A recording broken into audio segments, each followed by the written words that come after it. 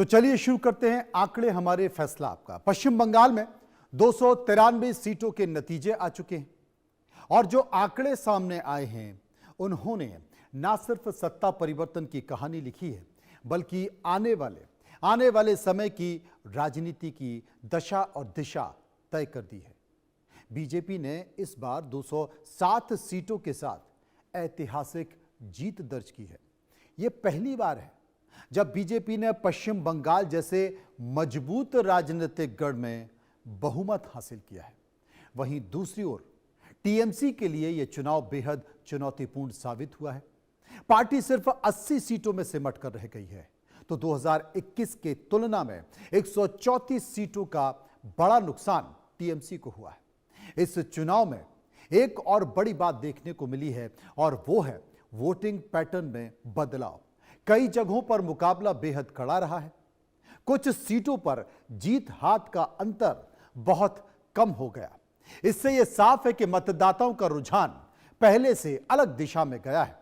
यह चुनाव सिर्फ सत्ता परिवर्तन नहीं है बल्कि पश्चिम बंगाल की राजनीति में एक नए दौर की शुरुआत लेकर आया है और वो शुरुआत थी बंगाल के हिंदुस्तान की। बंगाल में बीजेपी के सबसे बड़े नेता ये कहते हुए दिखाई दिए कि सबका साथ सबका विश्वास अब नहीं चलेगा कि इन चुनावों में बीजेपी के कार्यप्रणाली की परिभाषा बदल दी। क्या वाकई परिभाषा बदल दी? यानी कि जो हमारे साथ है हम उनके साथ हैं। सबके साथ विस्तार के सारे समीकरण को समझने की कोशिश करेंगे, लेकिन उसके पहले शुभेंदु अधिकारी के एक बयान को सुनिए। আর বলবো আমিও বলেছি রাষ্ট্রবাদী মুসলিম, আপনারাও বলেছেন सबका साथ सबका विकास। আর বলবো না, বলবো जो हमारे साथ हम उनका साथ, जो हमारे साथ हम उनका साथ, सबका साथ सबका विकास। बंद करो नो नीड संख्यालघु मोर्चा। ভালো থাকুন। जय श्री राम, जय श्री राम, जय श्री राम। बंगाल की जमीन पर टूटा तिलिस्म। 207 सीटों ने बदल दिया पूरा रिदम। धन्यवाद कर रहे हैं। टीएमसी की छाव अब ढलने लगी है।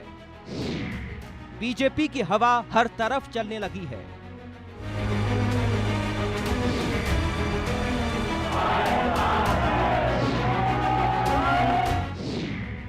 मुस्लिमों से ममता, चली जाएगी सत्ता।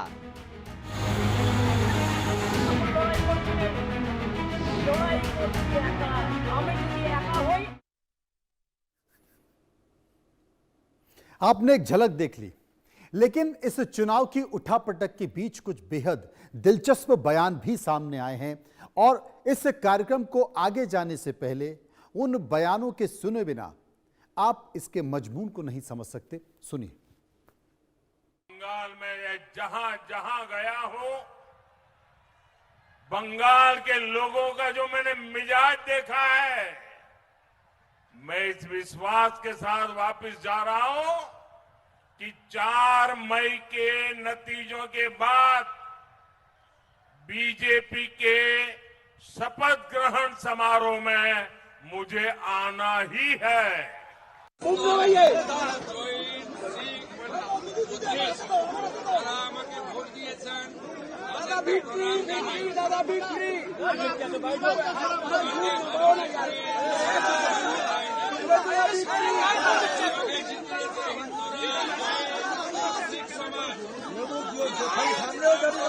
वहां कटबनी है, वहां पर सिंडिकेट राज है, वहां पर सरकारी कार्यालय और टीएमसी के कार्यालय के बीच की रेखा समाप्त हो गई है।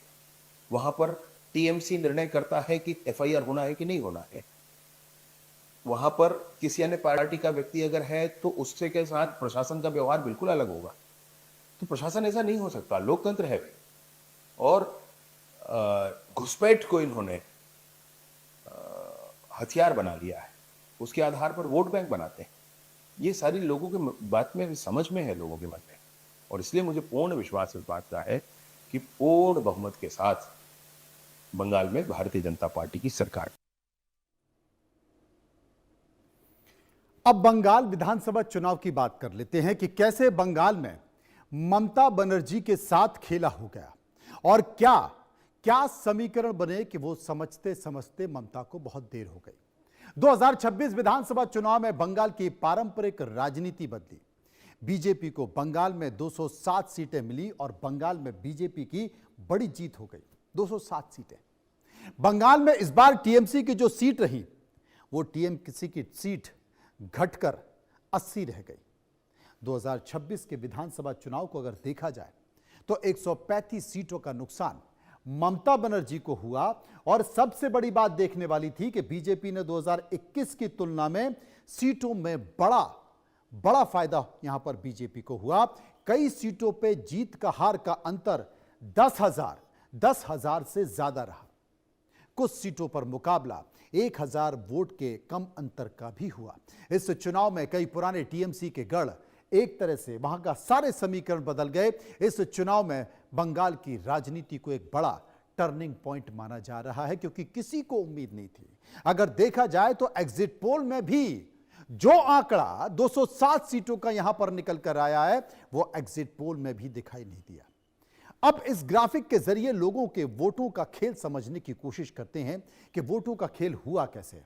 बंगाल में जो खेला हुआ उसमें बीजेपी को 207 वोट शेयर बीजेपी को मिला 45.84 और जो कुल मत मिले वो मत मिले यहां देखिए 2,83,09,067। ये जो बीजेपी के वोट थे वो 2,92,24,804 ये बीजेपी को मिले। इसके साथ साथ टीएमसी की चर्चा कर लेते हैं। टीएमसी में क्या हुआ, 80 सीटें टीएमसी को थी और यहां पर उसका वोट परसेंटेज क्या रहा, 40.80%। वोट कितने मिले, 2,60,01,377 ये वोट बैंक था। कांग्रेस की स्थिति को समझें, कांग्रेस का क्या हुआ, यहां पर 2 सीटें कांग्रेस को मिली। वोट परसेंटेज कांग्रेस का 2.97% रहा। वोट कितने मिले, 18,90,858। अब सीपीआई एम को कितना मिला, 1 सीट मिली। वोट परसेंटेज कितना था, 4.45%। देखिए आप कितने वोट मिले, कुल वोट कितने मिले, 28,39,67 वोट मिले।